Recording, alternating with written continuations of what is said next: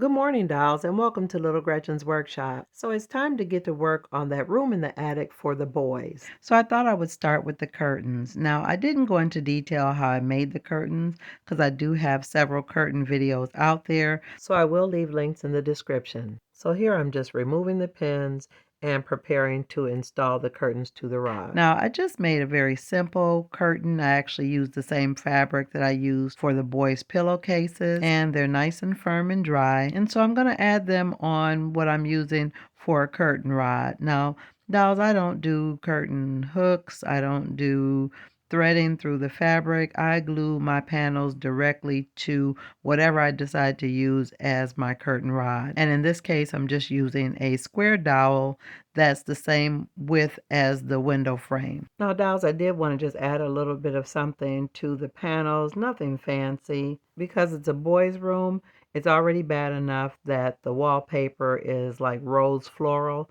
so I definitely want to keep the curtains pretty simple. So, dolls, I simply wrapped the little brown ribbon around the little area that I pinched when I created it, added the tacky glue, and snipped the ends. Now my curtains are ready to be added to the rod. Now I definitely had to tone down that bright wood, so I added a little acrylic paint to make the rod match the window frame. Now after the rod was dry, I added a little tacky glue in the areas that I want my panels to be placed. So these panels are permanently fixed in this position. There'll be no opening and closing. But I think that works out well because it's always morning on Little Gretchen's workshop. So now that the curtains are done, let me turn my attention to some other things the room needs. I realize the boys need a little table between the two beds. And I've had this little scrap piece of wood for some time, and I always really liked the wood grain, but I really never had a purpose to use it. Now, I used my train case as the template for the size of the table that I wanted because the space between the beds is very limited and the little train case was the perfect size. So after cutting the two pieces the same length, I laid the two pieces side by side to make sure they weren't too big, and I checked it with the train case to make sure I stayed within that same size.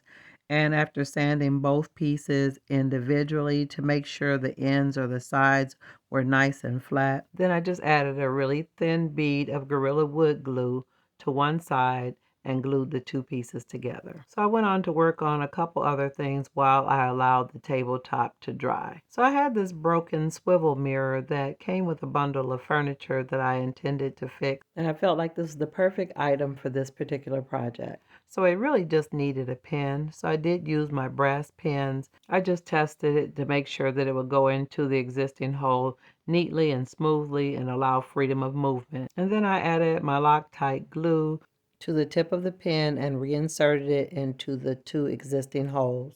And I really realized that these locking tweezers help me a lot to kind of work with really teeny things because sometimes my fingers feel a little chunky. And then I did the exact same thing on the other side.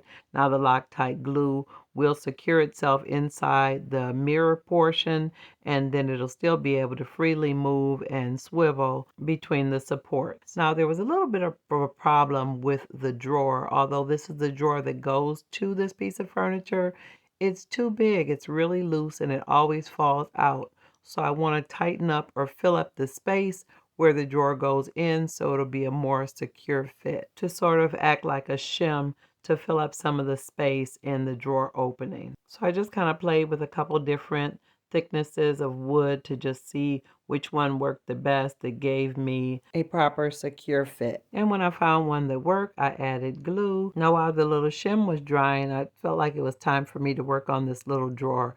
Now it got pretty scraped up when I was trying to remove the old drawer pull. So I wanted to sand it a little bit to make it look a little aged and a little bit worn.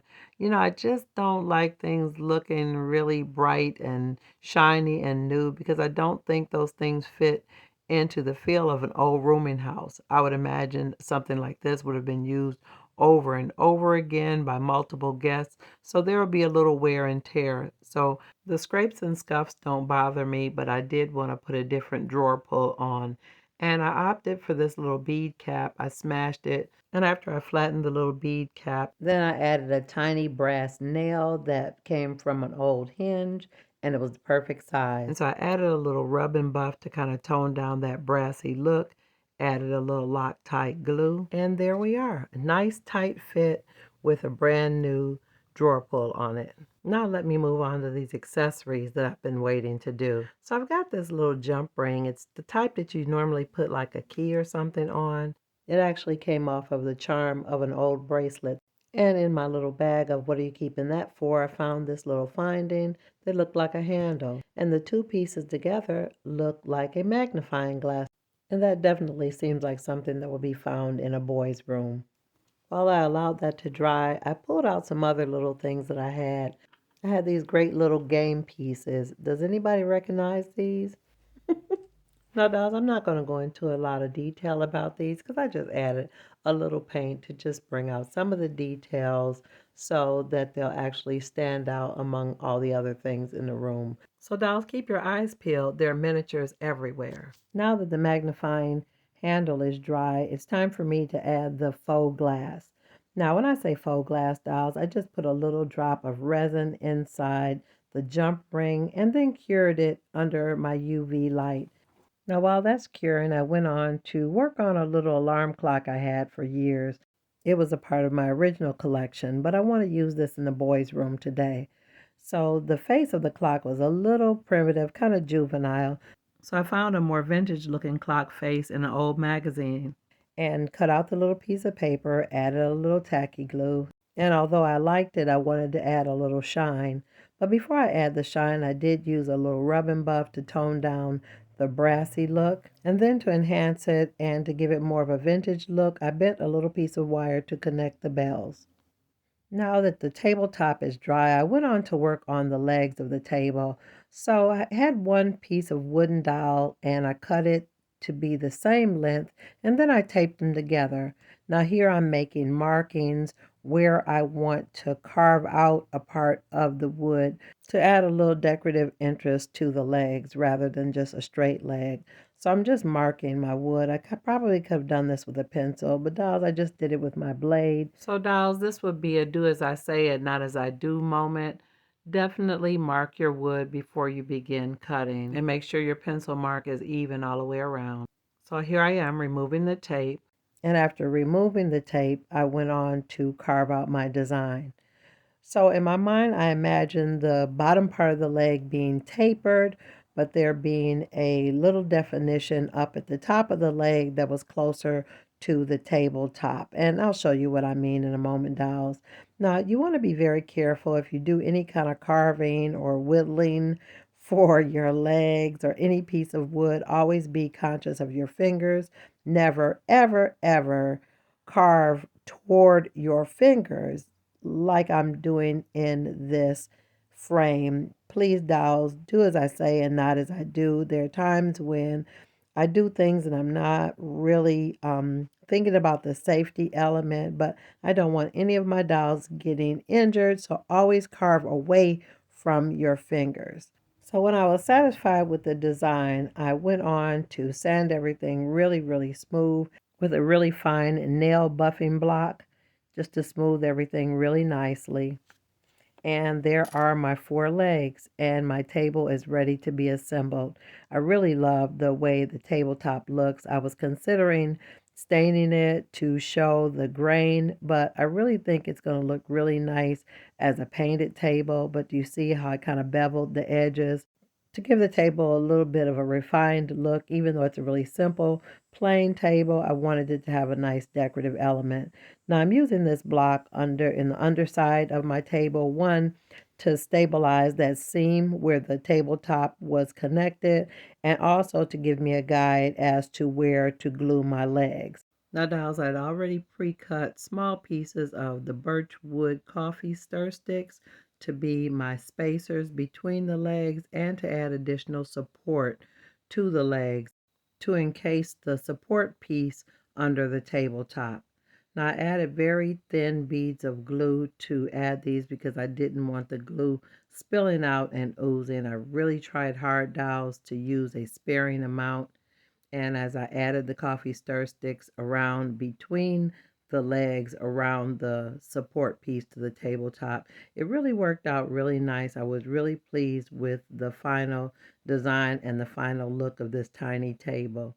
So this will just be a table in between the twin beds in the boys' room for a lamp and a clock. So dolls, here's my little table. I've painted it. And then I added some matte Mod Podge to seal the color. Now there's limited storage space in the boys' room, so I wanted to make them a quick coat rack for the wall.